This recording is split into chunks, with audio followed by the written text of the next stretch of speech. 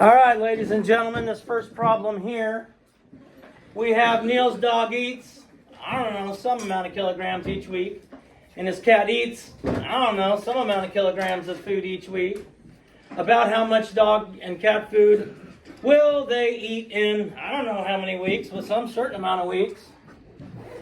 Now we're going to write out in words. We can't include numbers, which is lucky because we have none. How we are going to solve this problem. So Anaya, what would be the first thing you would do if you were going to solve this problem? Let me read it again. Neil's dog eats blank kilograms each week, and his cat eats blank kilograms of cat food each week. About how much dog and cat food will they eat in blank weeks? To find the kilograms. Okay, we can't find the kilograms. There's no way to do it. Not until I give them to you. To find the weeks of the cat food that he ate. Okay? Okay, Sloan? So you add the number of kilograms on the dog and the cat eat, and then you multiply it by the number of weeks. Okay, good. So we add how many kilograms of dog food to kilograms of cat food, and then we multiply it by the weeks. Does anybody do it differently? Anybody see a different way you might do this? Evan? Multiply the two numbers first and then add them together. Okay. So we could multiply dog food times weeks.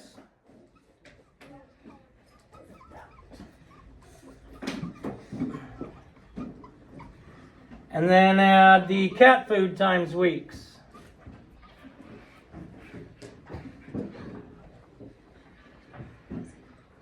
So two different ways to do it. Now, Layla, if you were going to choose one of these two ways, adding the dog and cat food together and then multiplying by the weeks, or multiplying the dog food by the weeks and the cat food by the weeks, and then adding them together, which one do you think is going to be the one that you would most likely choose? The first one. The first one? Why? Because I feel like it would be easier for me. Feel like it would be easier for you. What part would be easier for you? Like adding the dog one and the cat one. Okay. What would you pick, Tony?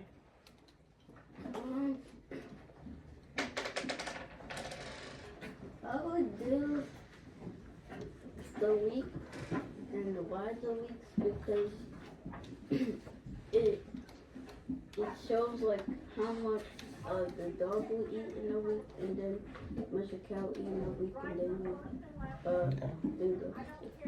And really, this one only requires one type of multiplication. One multiplication and one addition. So fewer steps and just one multiplication. So if I'm writing we'll do this one since you guys chose it. So if I'm writing my equation, I got to put my numbers in, don't I? Oh, let's say 32 and 2/10. Let's just make up 23 and 8/10.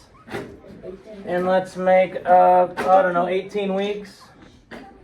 So those are the numbers I'm just randomly making up right off the top of my head. I didn't have them written down anywhere. Just made them up right off the top of my head. So an equation we're going to use based on what these say. The dog food kilograms and the cat food kilograms. So we have 32 and 2/10 plus 23 and 8/10.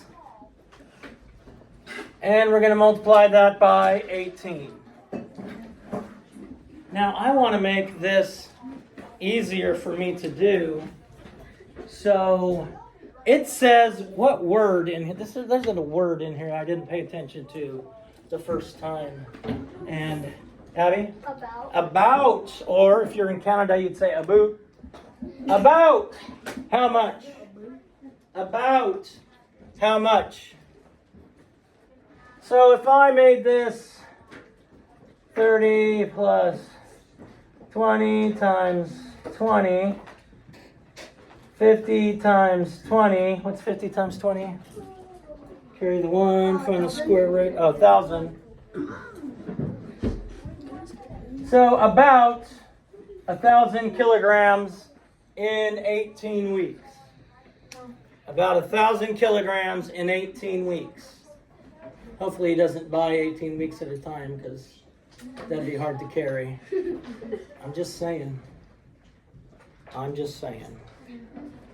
Don't question my logic.